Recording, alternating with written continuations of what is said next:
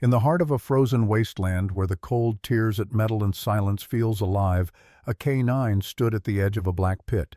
Snow whipped across his coat as he watched his partner, injured, helpless, about to be cast into the abyss. Orders had been given. They said it was necessary. They said it was over. But in the moment when obedience demanded, he turned away. The K9 made a choice that would change everything. Instead of retreating, he leapt forward, placing himself between life and death. No one knew that this single act of loyalty would ignite a chain of events no one could stop. If you believe that courage can come on 4 paws, subscribe to the channel now, because this story will remind you that even in the coldest storms, hope still knows the way. Snow fell over Anchorage like a held breath, the kind that muffles sound and presses the sky low, turning streets and trees into pale silhouettes and making every footprint feel like a confession waiting to be read. Jack Mercer drove slowly along the service road near an abandoned industrial spur, the windshield wipers ticking a patient rhythm against the glass, his posture upright and economical in the driver's seat, the way it had been trained into him years ago when posture meant survival. He was 38, broad-shouldered without being bulky, his frame hardened into clean lines by saltwater cold decks and long runs before dawn. A square jaw carried a short, disciplined beard already threaded with premature gray, and a thin white scar cut across his right eyebrow, a souvenir from a boarding operation gone sideways that had left him quieter afterward. Slower to smile, quicker to measure. People often mistook that reserve for coldness, but Jack's silence came from something else, a habit of listening past noise for what didn't belong. In the passenger footwell, Rex shifted a 6-year-old German shepherd with a black and tan coat worn matte by weather, muscular but not heavy eyes the color of old amber that seemed to catch light even in shadow. Rex's ears were upright and expressive, one nicked at the tip from training long ago, and his muzzle carried a faint frost where his breath condensed. He was steady by nature, loyal without fuss, the kind of dog who didn't bark to announce courage because he had nothing to prove. Jack had met Rex during a joint exercise after leaving the teams when a handler noticed how the dog tracked Jack's movements with a calm attention that mirrored Jack's own, and the bond that followed had been less like ownership and more like 2 veterans agreeing to watch each other's blind spots. The road narrowed and the storm thickened, and Jack felt the old itch at the base of his skull, the one that woke when patterns broke. Rex felt it too, lifting his head and huffing once, a low sound that carried information rather than alarm. Jack eased off the gas, eyes scanning the snowbanks for the wrong shape, the wrong shadow. And that was when Rex rose and pulled toward the shoulder nails, clicking body angled toward a drift that looked like all the others except it breathed. Jack stopped, boots crunching as he stepped out, the cold biting through denim like a reprimand, and he followed Rex to the mound where the snow dipped and rose again, shallow and uneven, as if something beneath it had tried to move and then failed. He knelt, hands already working the muscle memory of extraction alive in his fingers, and brushed away powder until his glove met fabric cheap, thin, not meant for this weather. Rex lowered himself beside Jack, warmth radiating a living wall against the wind, and when Jack uncovered a face, it was a child's, pale and smudged with ice lashes, crusted white lips tinged blue. She couldn't have been more than 9, slight as a bird with chestnut hair cut unevenly at the shoulders, and skin the color of milk dulled by cold. A faint crescent scar sat near her chin like a punctuation mark on a sentence she hadn't finished yet. Her coat was too big and too light, a hand-me-down that smelled of gasoline and fear. And when Jack slid his arms beneath her shoulders to lift her, her eyes fluttered open with a startled brightness that went straight through him. "Easy," he said, voice low and level, the way he spoke to teammates under fire, and she shivered, fingers clutching at his jacket as if it were a promise. Up close, Jack noticed the marks adults always tried to hide from themselves. Old bruises faded yellow at the wrist, a healing scrape on the knuckle. The careful stillness of a child who had learned that sudden movements could make things worse. Rex leaned in, nose gentle, breathing warm air against her cheek. The girl's gaze slid to him and stuck something in her expression, loosening, as if she had been holding her breath for a long time. Jack wrapped her in his coat and stood the weight of her small body shocking in its fragility. And as he turned back toward the truck, he saw the thing that sharpened his focus into a blade tire tracks fresh angled away from the road, half hidden by falling snow. But there, if you knew how to look. The girl stirred, eyes tracking the trees with a hunted awareness, and whispered a name like a secret she wasn't sure she was allowed to keep. "Lily," she said, and then almost apologetically, "Don't call anyone." Jack paused, snow hissing against his collar, the city a gray blur beyond the storm, and understood that this was not a simple rescue. This was a threshold. Some winters asked for warmth. Others asked for a choice. He tightened his hold, met Rex's steady gaze, and took the first step back to the truck, carrying a life that had already learned how dangerous silence could be. Jack did not drive straight back toward town. Instead, he turned onto a narrow spur road that curled away from Anchorage like a question mark half buried in snow, leading toward a small cabin he kept for winters when silence felt safer than people. The engine hummed low, steady, and Rex settled in the back seat, pressing his body along the bench to shield Lily from the drafts sneaking through the door seams. Lily sat rigid at first, wrapped in Jack's coat, her small hands clenched at the zipper, as if it might vanish if she let go. As the heater began to win its slow argument with the cold color crept back into her cheeks, and Jack noticed the way her eyes followed every passing shadow alert, in a way no child's eyes should be. The cabin appeared out of the storm like a memory refusing to fade, weathered logs darkened by decades of snow, a low roof heavy with white, and a single window glowing faintly from the battery lantern Jack had left on. Inside, the air smelled of old pine metal and coffee grounds, the kind of honest smell that didn't pretend to be comforting but usually managed it anyway. Jack set Lily down on the couch near the stove and fed the fire until it caught flames licking up with a crackle that made her flinch before she relaxed inch by inch as warmth seeped into her bones.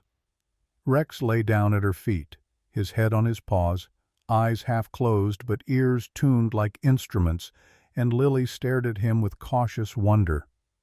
"He won't leave," Jack said, not as reassurance, but as a statement of fact, and Rex's tail thumped once in agreement, a small joke that loosened something in Lily's chest.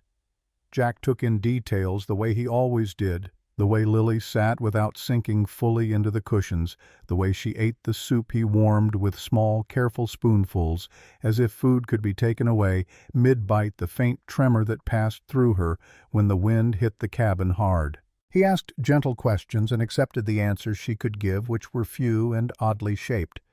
Her name was Lily Parker. She said she'd been helping before she ran. She said she couldn't go back. When Jack asked who she was afraid of, she looked toward the door and shook her head, lips pressed thin, and that was answer enough. Later there was a knock, soft but deliberate, and Rex was on his feet in a blink, a low sound in his chest that made the air vibrate. Jack opened the door to find Sarah Caldwell standing on the porch, snow dusting her shoulders like ash.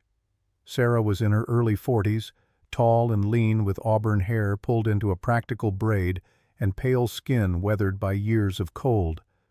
Her face held strong lines at the jaw and a softness around the eyes that came from choosing care as a profession and paying for it in sleep. She wore a paramedic's jacket faded at the cuffs and boots scarred by ice, and she carried herself with the brisk competence of someone who had learned that hesitation cost lives. Jack and Sarah had met years earlier after a training accident when she'd stitched a gash above his eyebrow and told him with dry humor that he was terrible at pretending things didn't hurt. Since then they shared an understanding built on long nights and unasked questions. "Your truck tracks led here," Sarah said, glancing past him with practiced discretion, and Jack stepped aside. Sarah knelt to Lily's level without crowding her, her voice calm and even, hands warm as she checked fingers' ears' pulse. Lily stiffened at first, then allowed it drawn in by Sarah's steadiness, the way a moth finds a lamp. "You're safe here," Sarah said, not promising more than she could give, and Lily nodded the word safe, landing somewhere tentative but real. Over tea, Jack told Sarah what little he knew, and she listened without interrupting, her mouth tightening when he mentioned the tire tracks. "There's been talk," she said, finally, eyes on the fire. "Men using kids to move things no one wants found. They pick the quiet ones." The room felt smaller after that, the walls closer, the storm louder, and Rex lifted his head as if the thought itself had made a sound. That night, Lily slept curled on the couch with Rex pressed against her back, a living barricade, while Jack sat at the table cleaning his old service knife out of habit more than need. He knew sleep wouldn't come easily. It never did when a line had been crossed. Outside, the wind roared like an ancient god testing the cabin's resolve, but inside there was warmth, watchfulness, and a fragile truce with fear. Jack understood the shape of the road ahead, even if the details were still hidden. Keeping Lily meant inviting trouble, and sending her away meant sending her back into it. He looked at Rex, then at the child finally breathing evenly, and felt the decision settle into place like a lock turning. Some shelters were temporary, others were vows. Jack woke before dawn to a silence that felt manufactured, the kind that arrives when the storm pauses to listen. The cabin's small windows had frosted over into pale mosaics, and the fire had burned down to a red-eyed hush. Rex was already up, standing rigid by the door. Ears pitched forward, tail low, every line of his body saying the same word Jack felt in his bones: wrong. Jack eased to his feet without waking Lily, who slept curled tight beneath a blanket. One small hand tangled unconsciously in Rex's fur, and he slipped on his boots. Movements economical and soundless. Outside, the air was knife-cold and clean, the sky just beginning to bruise purple at the edges, and there, cutting across the cabin's windswept approach, were fresh tire tracks laid after midnight, angled too deliberately to be accidental. Jack crouched, gloved fingers hovering inches above the compressed snow, reading the story like a map. Two vehicles, one heavier, the other nimble, both with all-terrain tires, both circling once before backing out as if whoever drove them wanted to know the lay of the land without committing. Rex sniffed and gave a soft chuff, a punctuation mark that told Jack the scent was recent and human and carried the sharp tang of oil and cigarettes. Inside, Sarah Caldwell had woken too drawn by the same absence of noise that had stirred Jack. She stood in the doorway in a wool sweater and jeans, auburn braid loose over one shoulder, eyes alert despite the hour.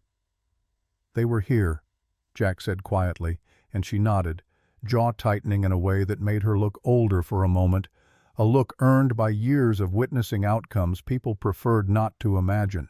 They spoke in fragments while Lily slept, weighing options with the speed of those who knew that indecision was itself a choice. Sarah checked Lily again, her hands sure and gentle, then pulled Jack aside. "I called a friend," she said. "Not official. Someone who knows how to disappear when needed." By the time the sun had climbed just enough to cast long blue shadows, a snowmobile cut through the trees and stopped short of the clearing engine ticking as it cooled. The rider removed his helmet to reveal a man in his mid-40s with a rangy build and a face shaped by angles rather than softness. His hair was dark and cropped close, his beard a salt and pepper stubble that never quite grew into anything forgiving, and a thin scar traced his lower lip as if punctuation had been permanently added to his mouth. "Tom Reyes," he said, voice calm, eyes moving constantly, cataloging exits, distances, people. Tom wore a battered parka patched at the elbows and gloves chewed at the fingertips, and he carried himself like someone who had learned to trust plans only as long as they held. Years earlier, a botched undercover job had cost him a partner and his faith in systems. Since then, he'd chosen the narrower path of freelance truth-helping when help didn't fit into forms. Tom listened as Jack described the tracks, and Lily's fear, then crouched to study the snow himself, his fingers deft and quick. "They weren't lost," he said. "They were patient." Lily watched him from the couch, wary but curious, and when Tom noticed, he softened his posture, kneeling to her level without closing the distance. "You don't have to tell me anything," he said, the honesty in his tone unvarnished. "But if someone scared you, we can make that stop." Lily swallowed and glanced at Jack, then at Rex, who sat between them like a promise with fur. "They said I was good at remembering. she said finally, voice small but steady. "They said I was useful." The word landed hard. Jack felt his jaw set, the old heat rising, and he breathed it down, focusing on what came next. Tom asked careful questions, never leading, and Lily offered pieces a warehouse near the port. A man with a silver ring shaped like a bird, a phone hidden where the water makes circles. It was enough to sketch a direction, not enough to guarantee safety.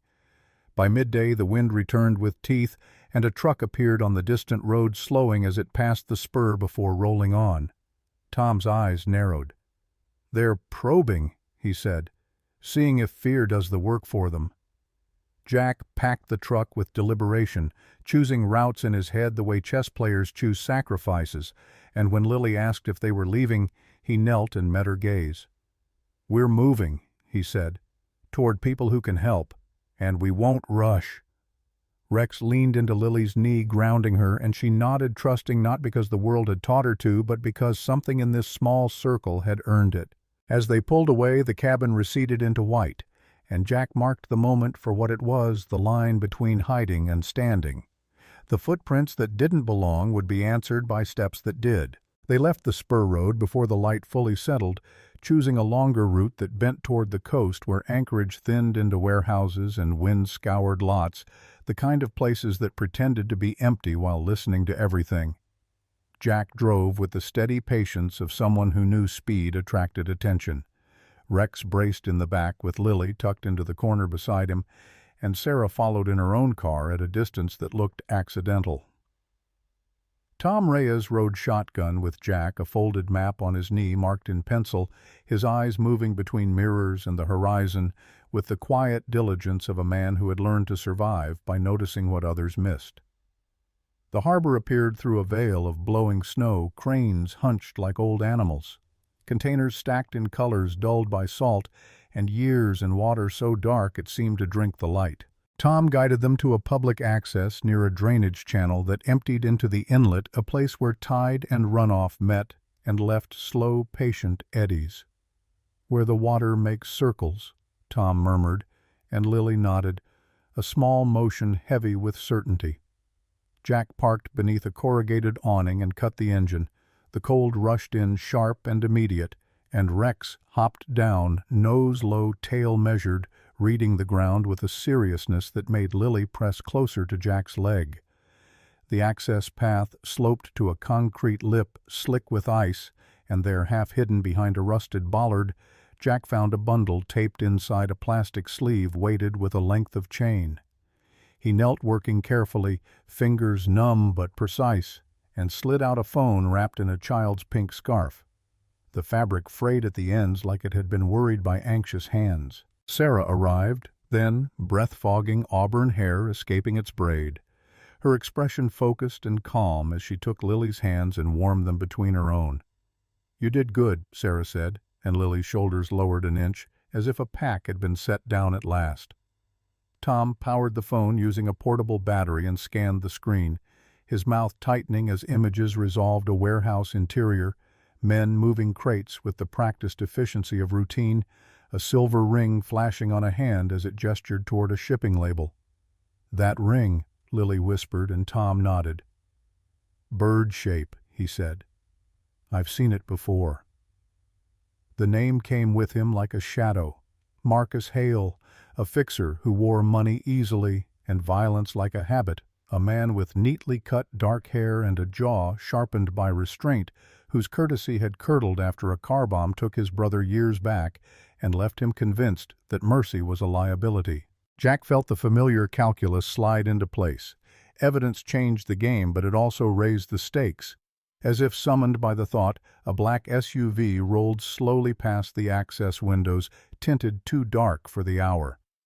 Rex's head snapped up, a low warning vibrating his chest, and Jack's hand rested on the dog's collar, grounding them both. The SUV continued on unhurried, a statement rather than a mistake.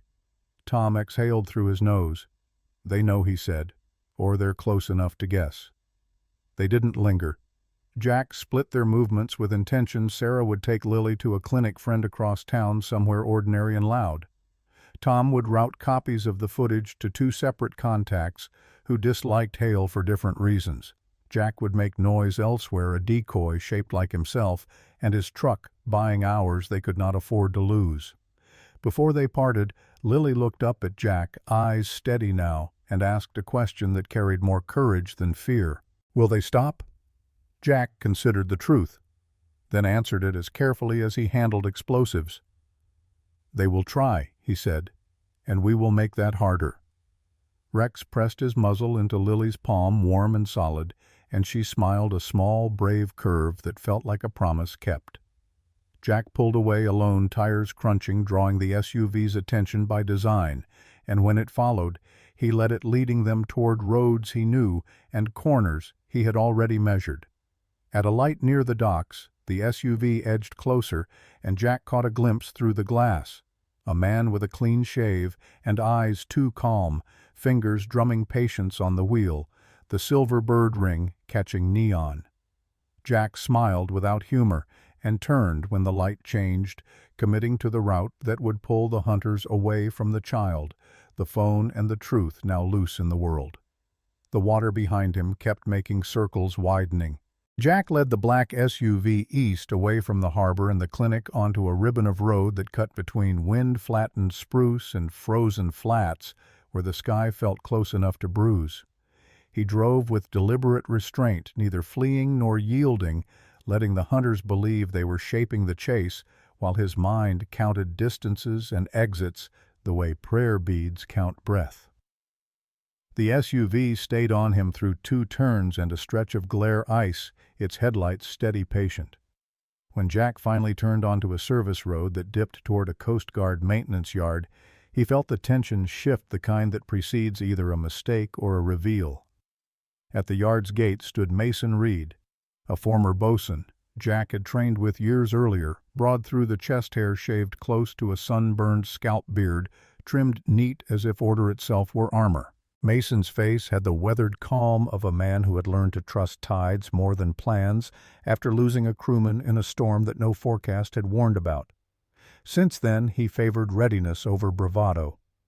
Mason raised the barrier just enough for Jack's truck to slip through, then dropped it again, steel clanging like a verdict. The SUV braked hard on the ice tires, skidding, and in that moment the dance ended. Blue lights flared, not the anxious strobe of panic, but the measured pulse of authority arriving on time. The driver stepped out, the silver bird ring flashing once before hands went up. His face was smooth, composed, but the calm had thinned to something brittle. Marcus Hale looked smaller under yard lights, his tailored coat suddenly impractical, his jaw tight with a fury that came from losing control rather than losing. Jack stayed in the truck until Mason waved him out, then stood with his hands visible, posture relaxed in the way that made people underestimate how little effort it would take for him to move. Hale was taken aside, read words he'd heard before, and for the first time that day, Jack felt the knot in his chest loosen, not into triumph, but into something steadier, relief that had earned its place. Across town, Sarah Caldwell sat with Lily in a clinic break room that smelled of antiseptic and burnt coffee. Sarah's auburn hair, now pinned up her lean frame, angled protectively toward the child. Lily's cheeks held color, her hands wrapped around a mug, and when a nurse brought a blanket, a gray knit with a small stitched star. Lily smiled, a real one, surprised by its own arrival. Sarah watched the smile with a professional's distance and a human's hope, thinking of all the smiles she had seen return and the few that hadn't.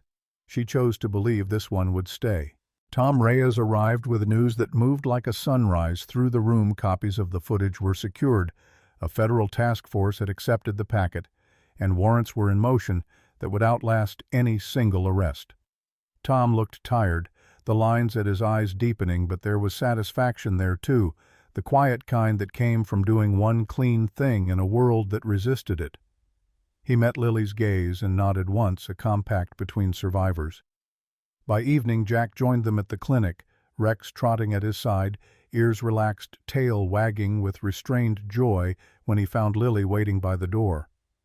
She dropped to her knees and wrapped her arms around Rex's neck, burying her face in his fur. The dog leaned into her with careful pressure, 6 years of training yielding to one simple truth he'd always known. Jack watched the pair with an expression that softened the hard edges of his face, the scar at his brow less a mark of damage than a seam that had held. The formalities followed statements taken. Plans made a temporary placement arranged with a foster family known for patience rather than pity, but they moved like background weather to the central fact-taking shape. Lily would not be sent back into the cold. As they stepped outside, the wind had eased the sky, rinsed clear, and the city lights glittered across snow as if the ground itself were remembering how to shine. Lily slipped her hand into Jack's, a small, trusting weight, and asked if Rex would visit. Jack smiled, the kind that arrived slowly, and meant it. "He's very good at visiting," he said. Mason clapped Jack on the shoulder. Sarah tucked Lily's hat down over her ears. Tom pulled his collar up against the cold, and for a moment the world aligned around a simple axis. Protection given, truth carried forward, warmth shared. Jack looked up at the night and thought of thresholds crossed and vows kept, and he understood that hope was not a grand ending, but a practice renewed daily like tending a fire until even ice learned how to hold light. Sometimes a miracle doesn't arrive with thunder or wings. Sometimes it comes quietly on 4 steady paws in a stranger's choice to stop, to listen, to protect when walking away would be easier. In moments like these, many believe it is God's hand working through ordinary hearts, reminding us that light is never absent, only waiting to be carried. In everyday life, we are given the same choice Jack faced: to hurry past the cold or to kneel in it for someone who cannot stand alone. Kindness is not small. Courage is not loud, and faith often looks like action taken when no one is watching. If this story touched you, let it be more than a story. Share it with someone who needs hope today. Comment where you're watching from and what this message meant to you. Subscribe to the channel so more stories of compassion, second chances, and quiet miracles can reach the people who need them most. May God bless you, protect you, and place warmth in your path, especially on your coldest days.